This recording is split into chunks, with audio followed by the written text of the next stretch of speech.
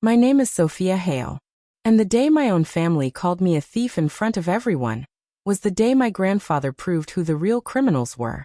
They called me a thief at my billionaire grandfather's while reading, right there in the middle of his mansion library, surrounded by people who once hugged me and said they loved me. My cousin Brittany stood up first, her designer heels clicking loudly against the marble floor like she already owned the house. She pointed straight at me with a cold smile and said, "Sophia doesn't deserve a single penny." The word thief spread across the room like smoke. My aunt gasped dramatically. My father didn't defend me. He simply watched, silent, like he had already decided I was guilty. In that moment, my chest tightened so badly I could barely breathe. I wanted to speak, to defend myself, to explain that I had never taken anything from my grandfather.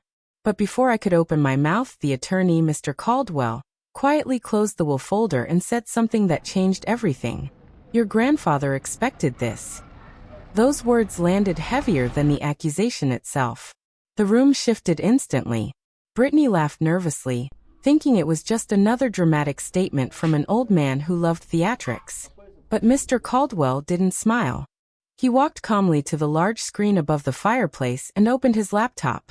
And before I tell you what happened next, if you enjoy powerful emotional stories filled with betrayal, truth, and justice, make sure you subscribe now.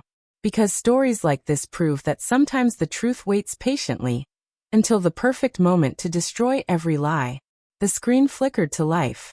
A folder appeared labeled Hale Evidence Archive. I felt my pulse hammering inside my ears. Mr. Caldwell clicked the first file. Security footage filled the screen.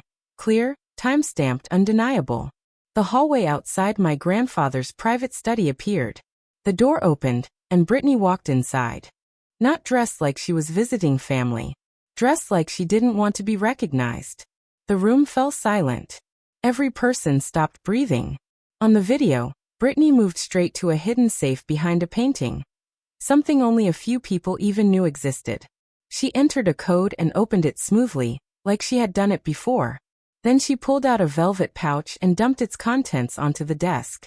Diamond cufflinks. Gold watches. Collectible items worth thousands. She swept them into her bag without hesitation. My stomach twisted as I watched her hands move quickly, confidently, like she wasn't stealing for the first time. Brittany shook her head violently in the room. "That's not what it looks like," she stammered. But Mr. Caldwell didn't stop the video. He clicked another file. This time, the screen showed Brittany standing at a jewelry store counter. She placed the same cufflinks onto the glass surface. The clerk counted cash. Brittany signed paperwork. Then she walked away with money in her hand. Gasps broke across the room. My father whispered something under his breath. Something that sounded like panic. But the worst moment hadn't even happened yet. Mr. Caldwell opened one final video. This one showed my grandfather's kitchen. And sitting at the table were Brittany and my father. My breath stopped. On the screen, my father leaned forward and spoke quietly. "Once they believe it's Sophia," he said, "the will won't stand." Brittany nodded in agreement.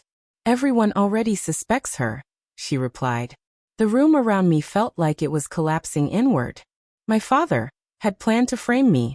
Every insult, every accusation, every suspicious glance.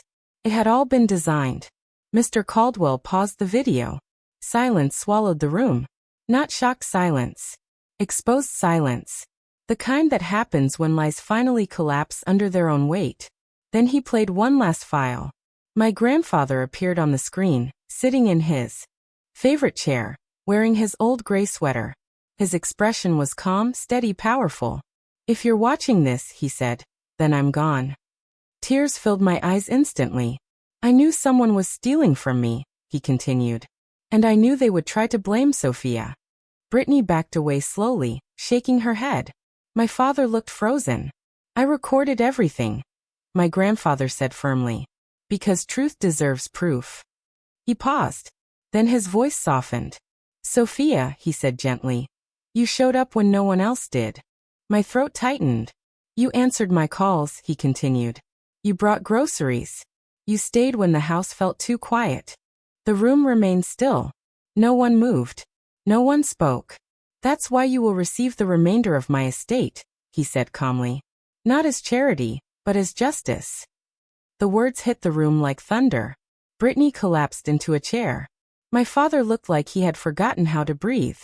And for the first time in my life, I didn't feel small. I felt seen. Minutes later, a detective entered the room, calm and professional. Brittany was instructed to return the stolen items. My father was warned about legal consequences. No shouting. No dramatic fight. Just consequences, quiet, heavy, unavoidable. 6 months later, the mansion felt different. Not like a trophy, like a responsibility. I didn't keep it for luxury. I turned it into something meaningful.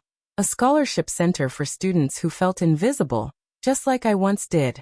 The library where they called me a thief became a place where kids studied and dreamed. The dining room became a meeting space for families who needed legal help but couldn't afford it. And every time I walked through those halls, I remembered the moment everything changed. The moment my family called me a thief. And my grandfather proved I never was. Because the greatest revenge isn't destroying people. It's building something so strong that their lies can never touch you again.